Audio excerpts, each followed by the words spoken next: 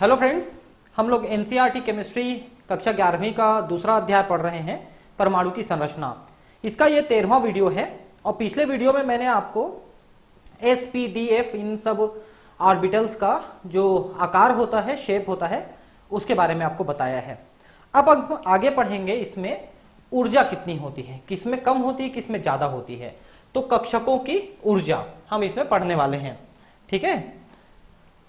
कक्षकों की ऊर्जा, तो इसमें हम ये देखेंगे कि जैसे जैसे हम ऊपर के कक्षकों में जाते हैं वो ऊर्जा बढ़ती चली जाती है, लेकिन कुछ कक्षकों में ऊर्जा जो है ऊपर के बजाय नीचे वाले कक्षक में ज्यादा पाई जाती है। जैसे अगर आप 3D की बात करेंगे तो 4s से ज्यादा ऊर्जा वाली है, इसलिए 4s उससे पहले आ जाता है। मतलब जब परमाणु भरते हैं तब अफबाउ का नियम है और हुन्स प्रिंसिपल है, ये सब के द्वारा जो है कक्षक में इलेक्ट्रॉन्स भरते हैं। तो वो किस आधार पे भरते हैं कि जो सबसे कम ऊर्जा वाली कक्षक हैं वो सबसे पहले भरते हैं और बाद वाले जो कक्षक हैं, जो ज्यादा ऊर्जा वाले कक्षक हैं, वो बाद में भरते हैं। तो इन्हीं सब चीज को हम अब इस वीडियो में पढ़ने वाले हैं। हाइड्रोजन परमाणु में इलेक्ट्रॉन की ऊर्जा केवल मुख्य क्वांटम संख्या द्वारा निर्धारित होती है। क्यों? क्योंकि हाइड्रोजन में एक ही इलेक्ट्रॉन है और वो इलेक्ट्रॉन पहले ही कोश में है, पहले कोश में जो s ऑर्बिटल है उसमें है। तो इसमें चूंकि और कोई दूसरे इलेक्ट्रॉन नहीं है और s ऑर्बिटल में है तो फिक्स्ड पोजीशन पे है, मतलब फिक्स्ड एक ऑर्बिटल में, कोश में है, कक्षक में है, इसलिए उसकी ऊर्जा भी निर्धारित होती है। अतः हाइड्रोजन परमाणु में कक्षकों की ऊर्जा निम्नलिखित क्रम में बढ़ती है। तो अगर हम दूसरे कक्षकों की बात करें जिसमें इलेक्ट्रॉन फिलहाल उनके पाए जाने की संभावना कम होती है, तो उनमें कैसा है देखिए, तो 1s से ज्यादा 2s में है, ठीक है।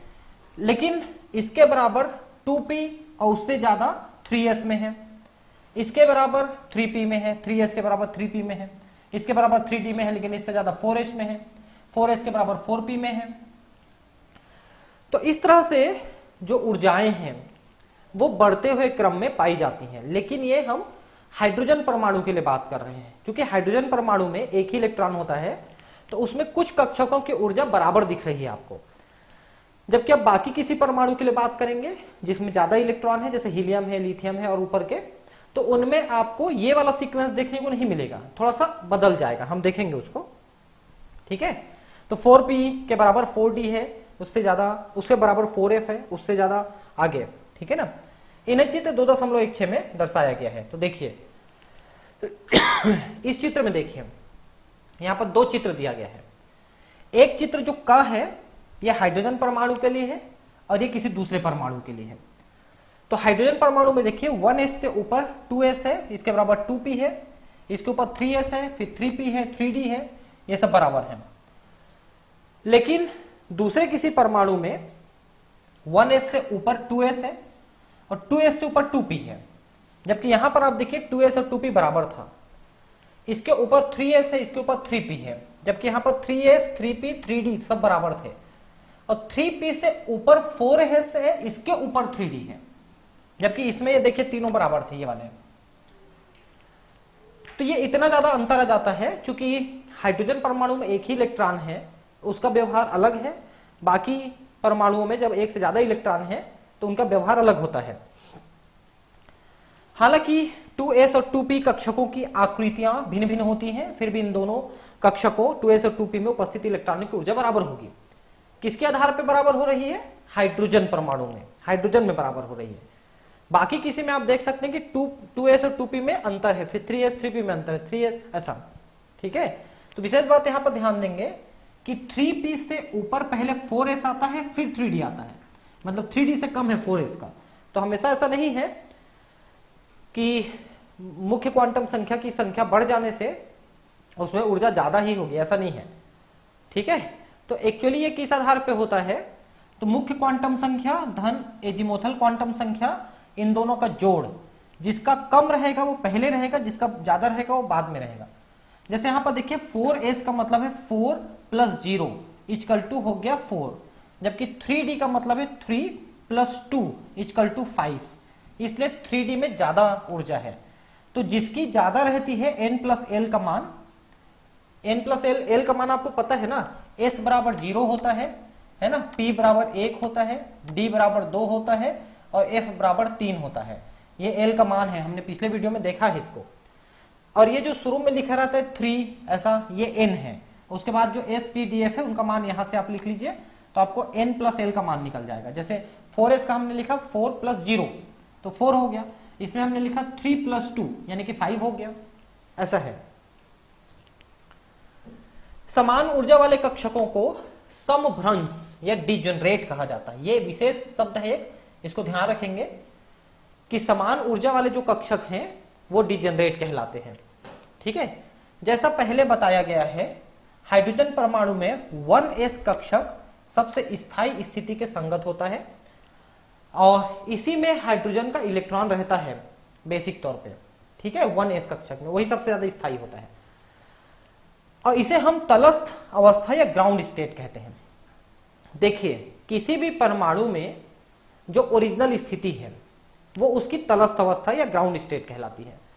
उसमें जो इलेक्ट्रॉन जिस कक्षक में होते हैं वो उन्हीं कक्षकों में रहने की कोशिश करते हैं।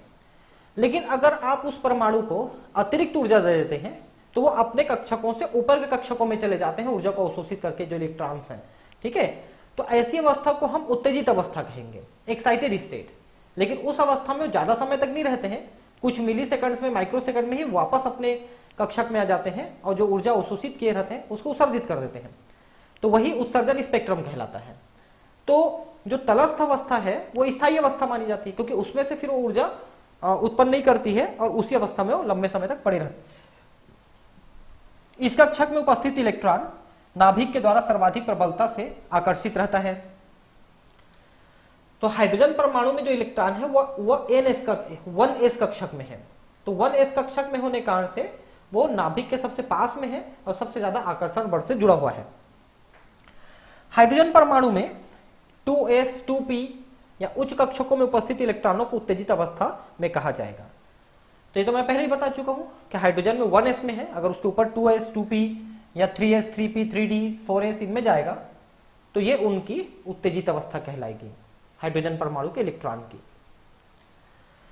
हाइड्रोजन परमाणु के विपरीत एक बहु इलेक्ट्रॉन परमाणु के इलेक्ट्रॉन की ऊर्जा केवल अपनी मुख्य क्वांटम संख्या पर ही नहीं बल्कि कक्षक क्वांटम संख्या यानी उपकोष पर भी निर्भर करती है। तो यह बात मैंने आपको बताया। देखिए, हाइड्रोजन परमाणु का अपना जो इलेक्ट्रॉन है एक ही इलेक्ट्रॉन है और वो 1s कक्षक में है। ठीक है, तो उसकी जो ऊर्जा है मुख्य क्वांटम संख्या पर निर्भर है, क्योंकि s बराबर 0। लेकिन अगर ज्यादा इलेक्ट्रॉन्स हैं, मान लो 3 4 5 10 ऐसे इलेक्ट्रॉन हैं, तो फिर वो अगले वाले कोष के s में है कि p में है, उसके आधार पर उसकी ऊर्जा निर्धारित होगी। जैसे कि मान लो पहले 1s में है तो ये तो ठीक है, लेकिन 2s और 2p देखिए ये दोनों एक ही कोष में है, लेकिन s वाले कम ऊर्जा की है, p वाली ज्यादा ऊर्जा की है ना। तो अगर s वाले में है तो उस इलेक्ट्रॉन की ऊर्जा कम, p वाले में है तो ज्यादा, मतलब दिगंश क्वांटम संख्या पर भी निर्भर करने लगेगी। ठीक है, अर्थात दी गई मुख्य क्वांटम संख्या के लिए SPDF की ऊर्जाएं भिन्न भिन्न होती हैं। यह बात मैंने अभी बताया आपको एक डायग्राम से। किसी भी एक मुख्य क्वांटम संख्या में कक्षकों की ऊर्जा का क्रम S से ज्यादा, P से ज्यादा, D से ज्यादा, F एक मिनट, किसी भी एक मुख्य क्वांटम संख्या में कक्षकों की ऊर्जा का क्रम गलत दिया है, ये उल्टा दे दिया है।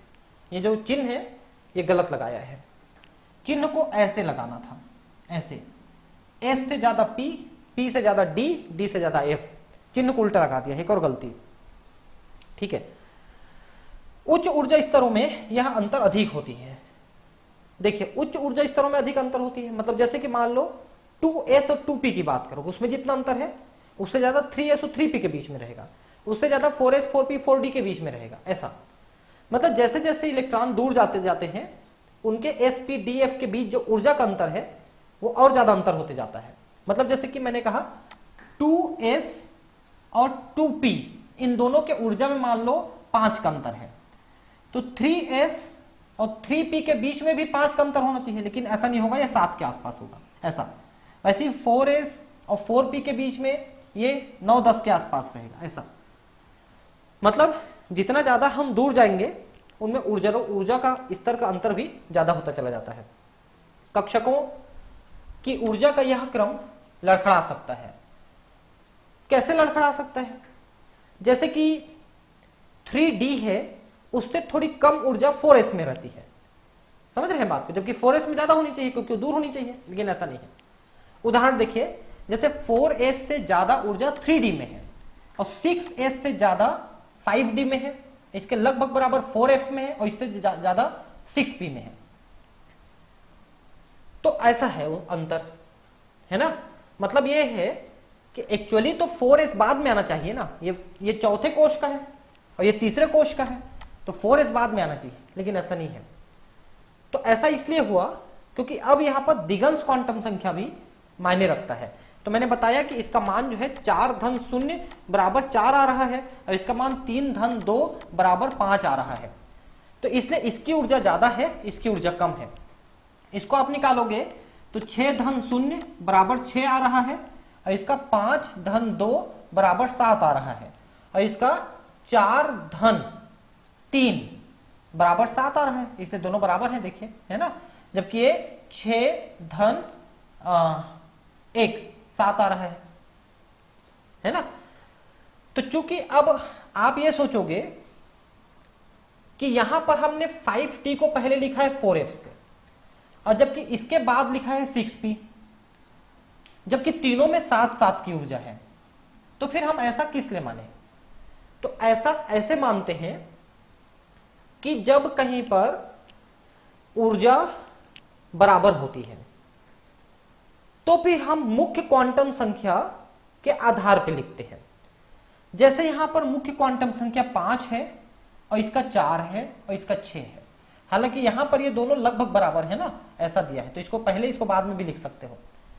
लेकिन यहां पर देखिए 6 है, तो 4 और 5 दोनों से ज्यादा 6 है, इसलिए हम इसको बाद में लिखे हैं। तो जिसका मुख्य क्वांटम संख्या ज्यादा होता है उसमें फिर ज्यादा ऊर्जा मिलेगी, ठीक है, ऐसा है।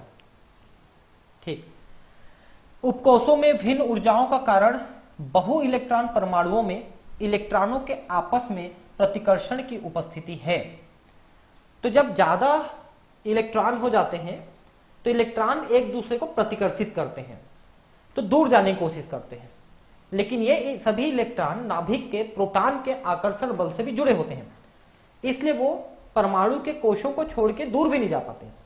प्रतिकर्षित भी होते हैं एक दूसरे से, लेकिन प्रोटॉन द्वारा आकर्षित भी होते हैं। चूंकि हाइड्रोजन परमाणु में एक ही इलेक्ट्रॉन होता है तो उसमें प्रतिकर्षण बल नहीं होता है। हाइड्रोजन परमाणु में ऋण आवेशित इलेक्ट्रॉन और धन आवेशित नाभिक के बीच आकर्षण एकमात्र विद्युत अन्योन्य क्रिया है। क्यों? क्योंकि इलेक्ट्रॉन के बीच का जो प्रतिकर्षण बल है वो नहीं है यहाँ पर। तो दोनों में से केवल एक ही बल है, यहाँ पर सिर्फ आकर्षण बल है प्रोटॉन इलेक्ट्रॉन के बीच में। इलेक्ट्रॉन का जो प्रतिकर्षण बल है वो नहीं है।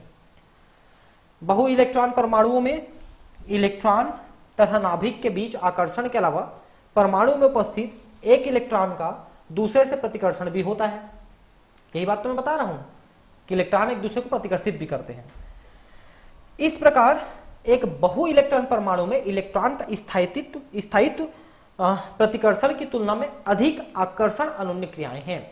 देखिए, अगर इलेक्ट्रॉन के बीच में प्रतिकर्षण बल ज्यादा हो जाएगा तो इलेक्ट्रॉन परमाणु में नाभिक से नहीं जुड़े रह पाएंगे और दूर चले जाएंगे।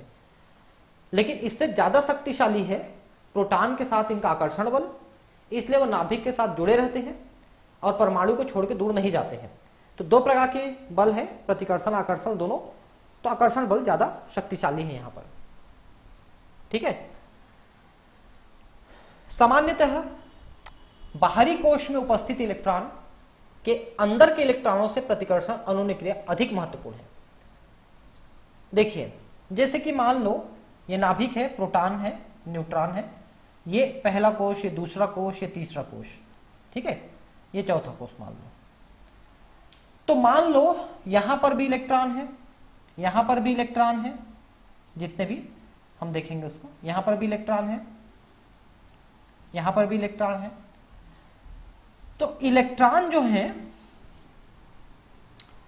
इस इलेक्ट्रॉन के द्वारा प्रतिकर्षित हो रहे हैं और नाभिक के द्वारा आकर्षित हो रहे हैं। ऐसा हुआ किसी भी इलेक्ट्रॉन के लिए। मतलब इलेक्ट्रॉन अपने अंदर के कोश में जो इलेक्ट्रॉन्स हैं उनसे प्रतिकर्षित हो रहा है, लेकिन अंदर में जो प्रोटॉन है नाभिक में उससे आकर्षित हो रहा है। तो आकर्षण बल चूंकि ज्यादा शक्तिशाली है इसलिए ये इससे चिपका हुआ है, नहीं तो ये इसको प्रतिकर्षित करके बाहर भेज देता। लेकिन जैसे जैसे ये इलेक्ट्रॉन दूर के कोश में है वैसे वैसे प्रतिकर्षण बल अधिक शक्तिशाली होता जा रहा है, आकर्षण बल कम शक्तिशाली होता जा रहा है। इसके पीछे एक और कारण है, दूर होने के अलावा जो अंदर वाले इलेक्ट्रॉन्स हैं वो इसमें शील्डिंग इफेक्ट लगाते हैं। शील्डिंग इफेक्ट, शील्डिंग इफेक्ट का मतलब होता है कवच प्रभाव। कवच मतलब कि जैसे कि ये प्रोटॉन इसको आकर्षित करना चाहता है, लेकिन बीच में जो दूसरे इलेक्ट्रॉन है इस आकर्षण बल को कम कर देंगे क्योंकि वो बीच में अड़ जाएंगे। समझ रहे हो बात को? अंदर वाले इलेक्ट्रॉन्स इस आकर्षण बल के रास्ते में आ जाएंगे, इसलिए आकर्षण बल कमजोर हो जाएगा और ये एक दूसरे को प्रतिकर्षित तो कर ही रहे हैं। इसलिए ये जो इलेक्ट्रॉन्स जो बाहरी कोशों में है, सबसे बाहर के कोशों में है, दूर में है, वो इलेक्ट्रॉन नाभिक के द्वारा जुड़े तो होते हैं अभी भी, लेकिन उनकी बल बहुत कम हो जाती है, उनके जुड़ने का जो आकर्षण बल है वो बहुत कम हो जाता है। इसके कारण से इन इलेक्ट्रॉन्स की ऊर्जा बहुत ज्यादा हो जाती है और ये थोड़ी सी भी ऊर्जा देने से आसानी से बाहर निकल जाते हैं। समझ पा रहे हैं आप? बाहरी वाले कोश में जो इलेक्ट्रॉन है उनको निकालना आसान होता है क्योंकि उनके पास एक तो ऊर्जा भी ज्यादा है, दूसरा वो नाभिक से दूर होने कारण से भी कम आकर्षण बल से जुड़े हैं और बीच वाले जो इलेक्ट्रॉन हैं वो भी आकर्षण बल को कम कर दे रहे हैं, प्रतिकर्षण बल को बढ़ा दे रहे हैं। तो सब कुछ जो है इलेक्ट्रॉन को बाहर फेंकने की जुगाड़ है, सबकी बाहर फेंकने की व्यवस्था है। बस थोड़ा सा अगर आप उसको ऊर्जा दे दोगे तो इलेक्ट्रॉन आसानी से बाहर निकल जाएंगे। ठीक है, शील्डिंग इफेक्ट आप समझ गए होंगे। शील्ड का मतलब होता है कवच बनाना, रास्ते में अड़ करके उसका कवच बन जाना। तो ये नाभिक इसको आकर्षित करना चाहता है लेकिन रास्ते के इलेक्ट्रॉन इस आकर्षण बल को कम कर देते हैं, इसी को शील्डिंग इफेक्ट कहते हैं। नाभिक में धन आवेश बढ़ने के साथ, मतलब धन आवेश का मतलब इनके जो परमाणु संख्या बढ़ेगी, मतलब जो तत्व हैं जिनकी परमाणु क्रमांक बढ़ती जाएगी तो केंद्र में प्रोटॉन बढ़ते जाएंगे तो आकर्षण बल बढ़ते जाएगा। इलेक्ट्रॉनों में आकर्षण, इलेक्ट्रॉनों के साथ आकर्षण की अन्योन्य क्रियाएं बढ़ती जाती है। अंदर के कोशों में उपस्थित इलेक्ट्रॉनों के कारण बाहरी कोश के इलेक्ट्रॉन नाभिक के आवेश को पूरी तरह महसूस नहीं कर पाता है, अर्थात आंतरिक इलेक्ट्रॉनों द्वारा नाभिक के धन आवेश पर आंशिक आवरण के कारण इस आवेश का प्रभाव पूरा नहीं पड़ता। इसे आंतरिक इलेक्ट्रॉनों द्वारा बाह्य इलेक्ट्रॉनों का नाभिक से परिरक्षण या शील्डिंग कहा जाता है। और नाभिक का कुल धनावेश जो इलेक्ट्रॉनों पर प्रभावी होता है वो प्रभावी नाभिकीय आवेश कहलाता है। ये अल्प विराम लगाइए यहां पर, ठीक है। तो वही चीज तो बता रहा है कि जैसे जैसे परमाणु क्रमांक बढ़ रहे हैं, केंद्र में प्रोटॉन की संख्या बढ़ रही है तो आकर्षण बल भी बढ़ रहा है। इसी कारण से ज्यादा परमाणु क्रमांक वाले का भी इलेक्ट्रॉन आसानी से अपने आप तो छूट के नहीं जाता है कम से कम, क्योंकि आकर्षण बल तो है ही ना। लेकिन अंदर के इलेक्ट्रॉन जो परिरक्षण प्रभाव उत्पन्न कर रहे हैं, शील्डिंग इफेक्ट, उसके कारण से आकर्षण बल कम जरूर होते चले जाता है। ठीक है, तो असल में जो धन आवेश आकर्षण बल लगा पाता है उतने धन आवेश को प्रभावी नाभिकीय आवेश यानी Z effective E from charge, Z from परमाणु क्रमांक, ठीक है, कहलाता है। और परमाणु क्रमांक मतलब प्रोटॉन का क्रमांक। आंतरिक इलेक्ट्रॉनों द्वारा परिरक्षण के बावजूद नाभिकीय आवेश में वृद्धि के साथ बाह्य इलेक्ट्रॉन द्वारा महसूस किया गया आकर्षण बल बढ़ जाता है। ठीक है, तो ज्यादा प्रोटॉन होते जाते हैं तो आकर्षण बल बढ़ते चले जाता है। दूसरे शब्द में नाभिक और इलेक्ट्रॉन के बीच अन्योन्य क्रिया की ऊर्जा अर्थात कक्षक ऊर्जा परमाणु क्रमांक के साथ बढ़ने के साथ घट अधिक ऋणात्मक हो जाती है। ठीक है, तो अब इसका एक दूसरा पक्ष यह भी है कि जैसे जैसे परमाणु क्रमांक बढ़ेगा कक्षकों और कोशों की संख्या भी बढ़ेगी तो इलेक्ट्रॉन दूर होते चले जाएंगे। भले ही परमाणु क्रमांक के साथ प्रोटॉन बढ़ रहे हैं तो आकर्षण बल बढ़ रहा है, लेकिन दूरी भी तो बढ़ रही है। तो दूरी बढ़ने के साथ साथ इलेक्ट्रॉनों की ऊर्जा बढ़ जाती है और आकर्षण बल घट जाती है, यह कहना है। आकर्षण एवं प्रतिकर्षण दोनों अन्योन्य क्रियाएं कोश के आकार तथा उसमें उपस्थित कक्षक की आकृति पर निर्भर करता है। ठीक है, तो आकर्षण प्रतिकर्षण कौन ज्यादा प्रभावी रहेगा, यह इस बात पर निर्भर करेगा कि कोश कितने दूर में है, उसका आकार कैसा है और उसकी आकृति कैसी है। एस है, पी है, डी है, एफ है।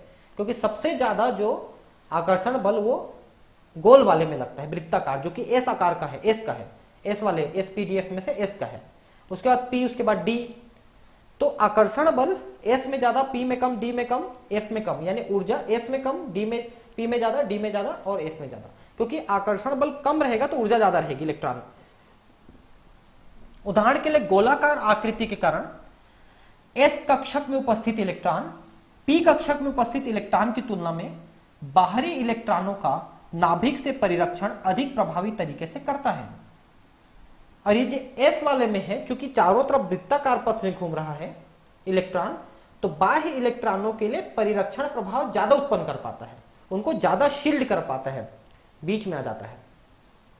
ठीक है, इसी प्रकार पी कक्षक में उपस्थित इलेक्ट्रॉन डी कक्षकों की तुलना में अधिक परिरक्षण करते हैं, चाहे ये सभी कक्षक एक ही कोश में हैं। तो एस वाला पी को रोकता है, पी वाला डी को रोकता है, डी वाला एफ को रोकता है, आकर्षण बल को।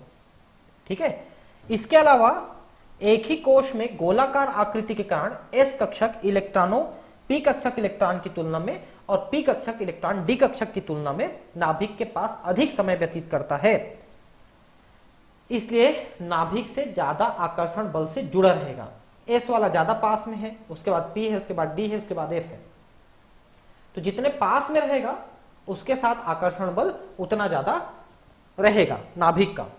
ठीक है, दूसरे शब्दों में किसी एक कोश मुख्य क्वांटम संख्या के लिए दिगंशी क्वांटम संख्या एल के बढ़ने के साथ इलेक्ट्रॉन द्वारा महसूस किया गया इफेक्टिव आकर्षण बल घट जाता है, अर्थात पी कक्षक की तुलना में एस कक्षक और डी की तुलना में पी कक्षक नाभिक से अधिक दृढ़ता से बंधा रहता है।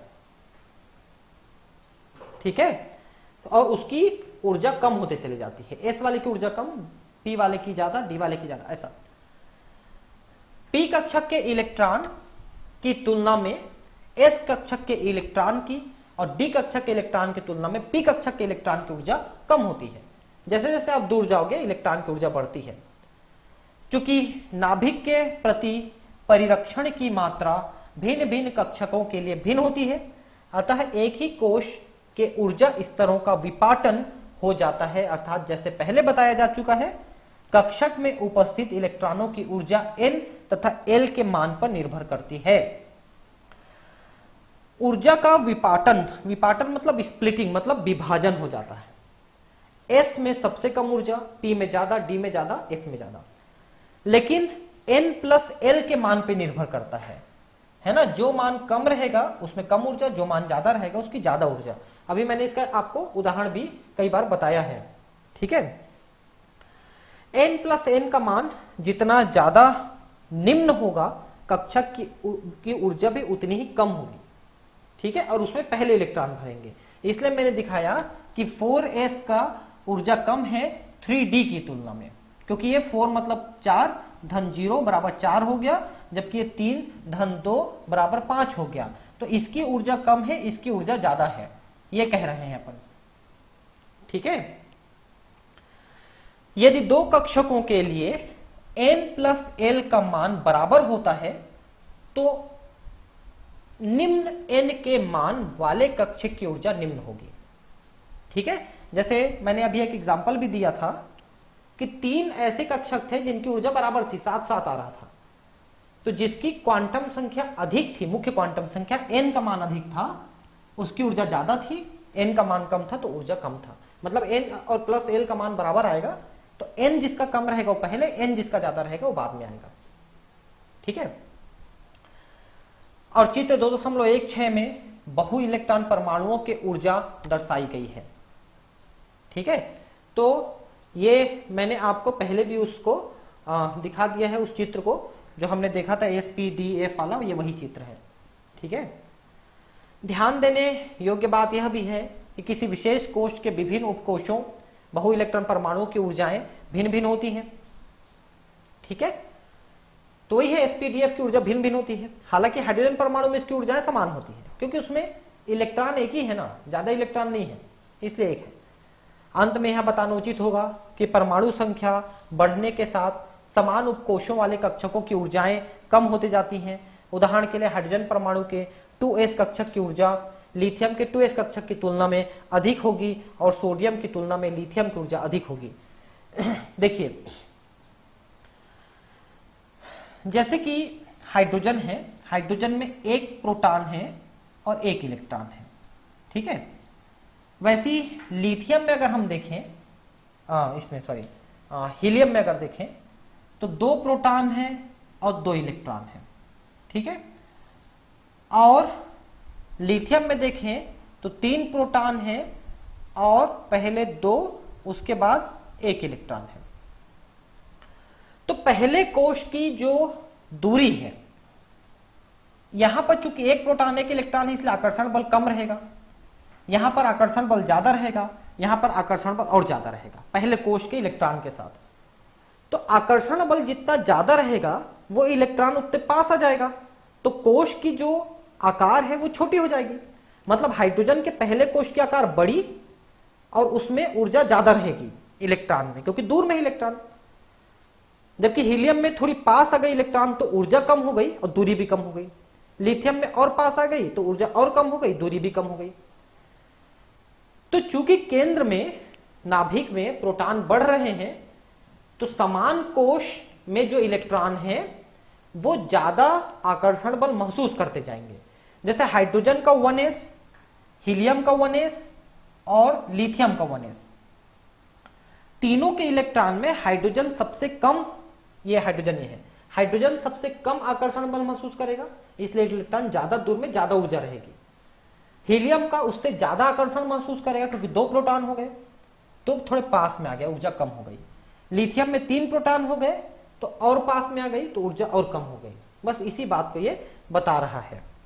ठीक है, तो ये देखिए हाइड्रोजन का जो एनर्जी है 2s में सबसे ज्यादा, 2s का है 1s का है, सभी में 2s में ज्यादा, लिथियम का उससे कम, सोडियम का और कम, पोटेशियम का और कम।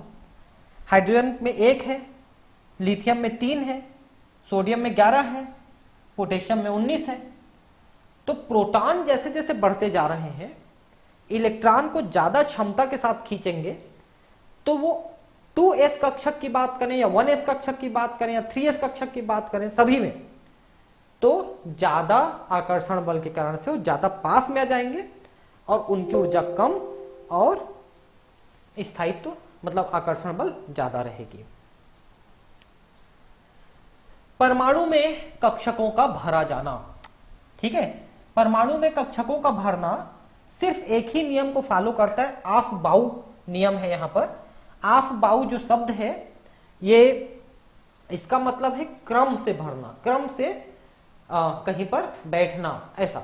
ऑफ बाउ किसी साइंटिस्ट का नाम नहीं है, है ना, ये ग्रीक लैंग्वेज है जिसमें जिसका अर्थ है क्रम से भरना।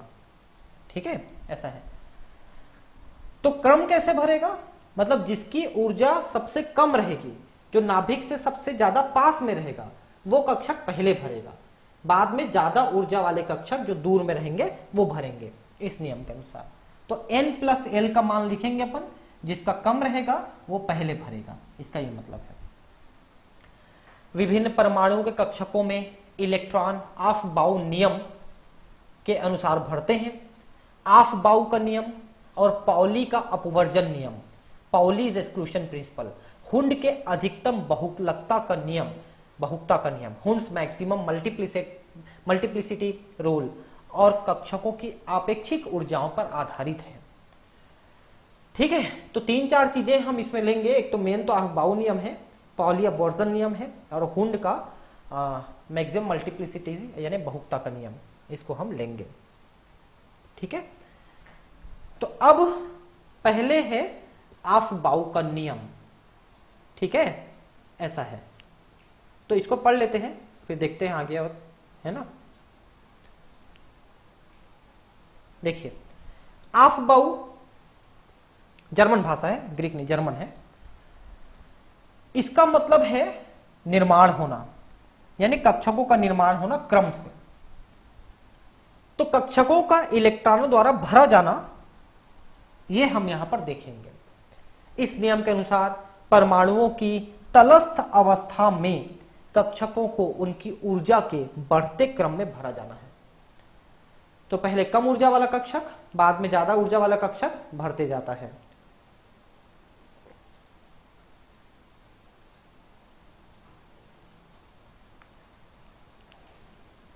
ठीक, यहां पर देखिए तो N+L का नियम कैसे लागू होता है।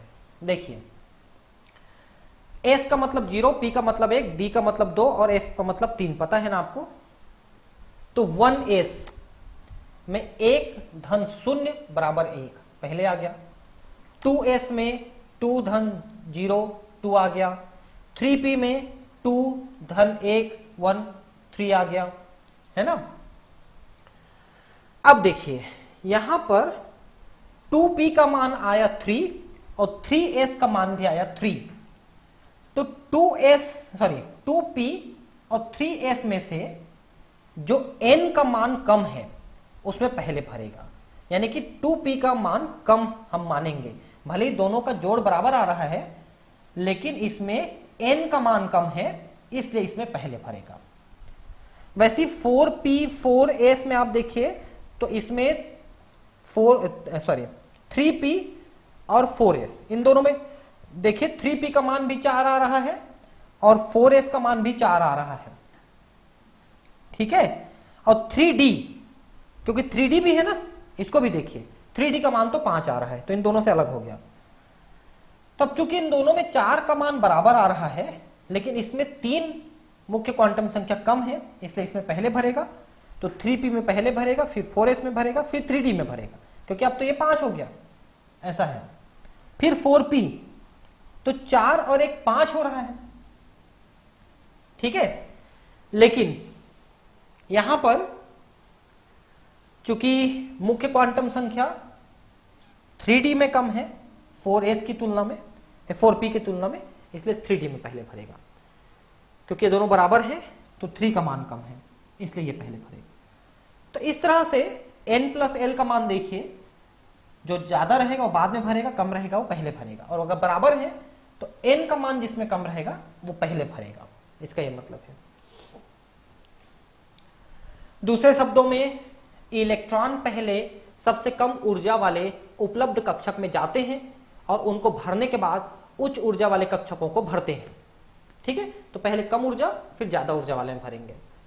आप यह जान चुके हैं कि किसी कक्षक की ऊर्जा प्रभावी नाभिक आवेश पर निर्भर करता है और विभिन्न प्रकार के कक्षकों पर इसका परिणाम भिन्न भिन्न होता है, परिमाण भिन्न भिन्न होता है, ठीक है।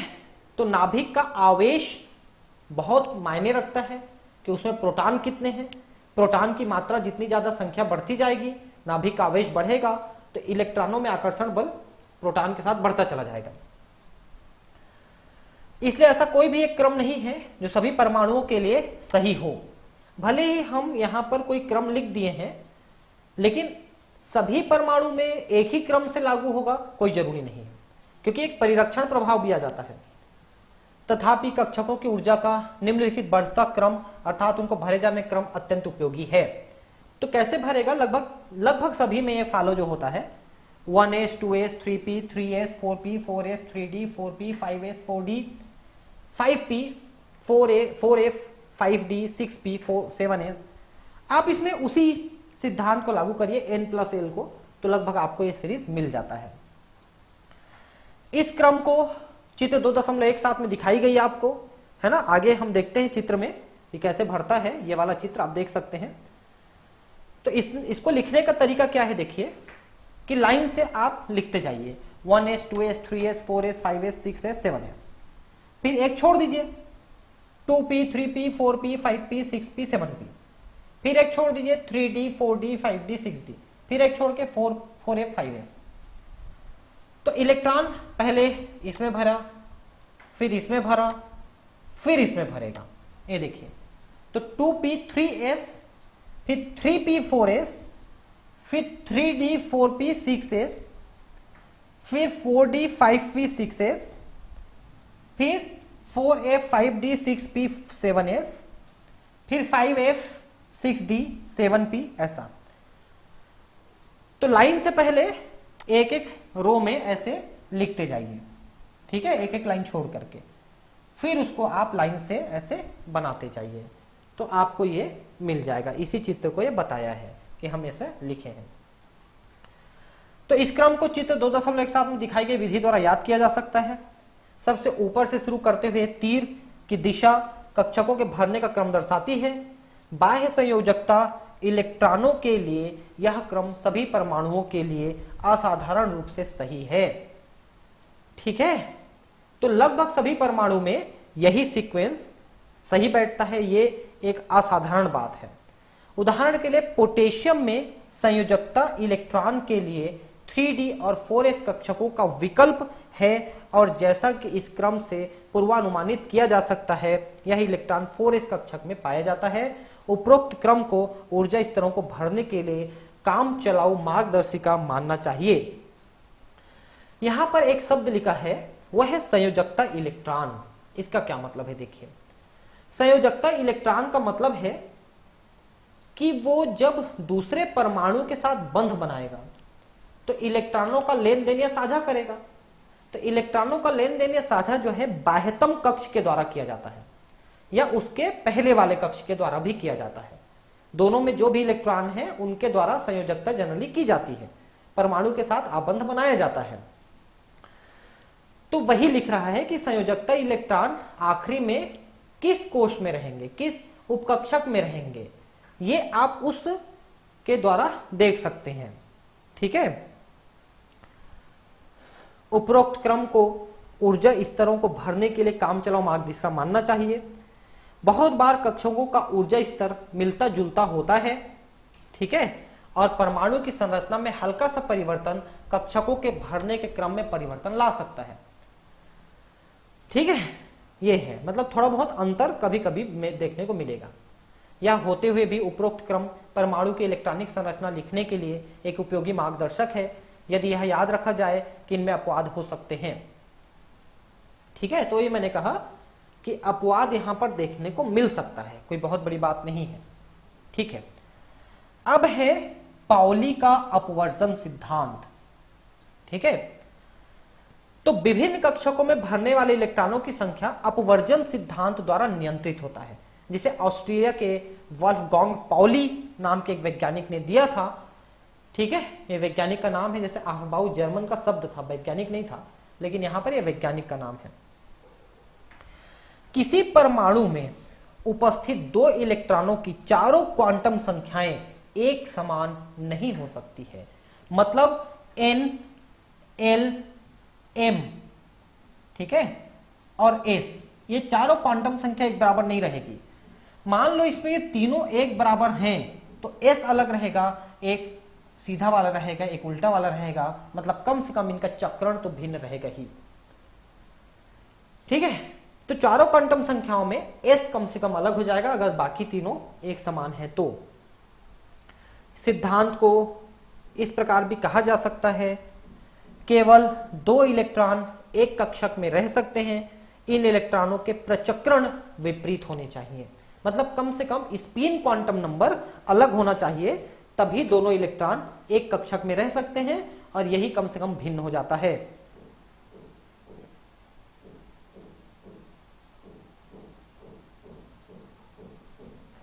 इसका अर्थ यह है कि दो इलेक्ट्रॉनों की तीन क्वांटम संख्याएं L, N, L और M एक समान हो सकती हैं, लेकिन उनकी प्रचक्रण क्वांटम संख्या भिन्न होगी। अगर एक राइट हैंडेड है तो एक लेफ्ट हैंडेड रहेगा। किसी कक्षक के इलेक्ट्रॉनों में पाउली अपवर्जन सिद्धांत द्वारा लगाया गया नियंत्रण किसी उपकोश में उपस्थित इलेक्ट्रॉनों की क्षमता की गणना करने में सहायक होता है, ठीक है। तो उपकोश में जो n है, जो उपकोश है, हाँ, s, p, d, f, उसमें कितने इलेक्ट्रॉन हैं ये हम निकाल सकते हैं। उदाहरण के लिए 1s में एक कक्षक होता है, इसलिए इस उपकोष में इलेक्ट्रॉनों की संख्या केवल 2 हो सकती है। एस होता है केवल 1 में, पी डी एफ नहीं होते। दूसरे वाले में एस और पी दोनों होते हैं, तो एस में 2 इलेक्ट्रॉन और पी में 6 इलेक्ट्रॉन, यानी 8 इलेक्ट्रॉन। तो दूसरे कोष में जो उपकोष हैं जितने भी एस और पी, उनमें टोटल 8 इलेक्ट्रॉन हो सकते हैं, है ना ऐसा। तीसरे में एस पी डी तीनों होते हैं, डी में 10, पी में 6, 10 और 6 16 और 2 18। तो तीसरे कोष में 18 इलेक्ट्रॉन हो सकते हैं ऐसा। पी तथा डी उपकोषों में अधिकतम इलेक्ट्रॉनों की संख्या 6 तथा 10 हो सकती है इत्यादि। इसे संक्षेप इस प्रकार कहा जा सकता है, मुख्य क्वांटम संख्या n वाले कोष में इलेक्ट्रॉनों की संख्या 2n² के बराबर होती है। आप इस फार्मूले में रखिए ना, जैसे कि तीसरा कोष आप पढ़ रहे हो तो 2 गुणित 3 का पावर 2, मतलब 3 3 9 और दूनी 18 इलेक्ट्रॉन। अभी हमने कैलकुलेट भी किया कि तीसरे कक्षक में 18 इलेक्ट्रॉन है, दूसरे कक्षक में 2 2 ने 4 दूनी 8 इलेक्ट्रॉन रहेंगे दूसरे कोष में। पहले कोष में जो है 2 एकम 2 इलेक्ट्रॉन रहेंगे। तो जितने कोष रहेंगे उसके आधार पे 2n² के बराबर उसमें इलेक्ट्रॉन रहेंगे। ये साधारण संख्या है, ठीक है। तो मित्रों हम अभी इतना ही पढ़े तो ज्यादा ठीक है। इसके बाद एक और क्लास में लूंगा, हालांकि मुझे लग रहा था कि इसमें खत्म हो जाएगा, तो कोई बात नहीं, थोड़ा सा बचा है। और साथ में हम थोड़ा सा इसमें जो तत्व हैं उनका हम इलेक्ट्रॉनिक विन्यास भी थोड़े से पढ़ लेंगे, ठीक है। तो एक क्लास हमको कम से कम इसमें और लेना पड़ेगा हुंड का मल्टीप्लिसिटी का रूल पढ़ने के लिए, ठीक है। तो फिर मिलते हैं दोस्तों अगले क्लास में, है ना। Thank you, bye.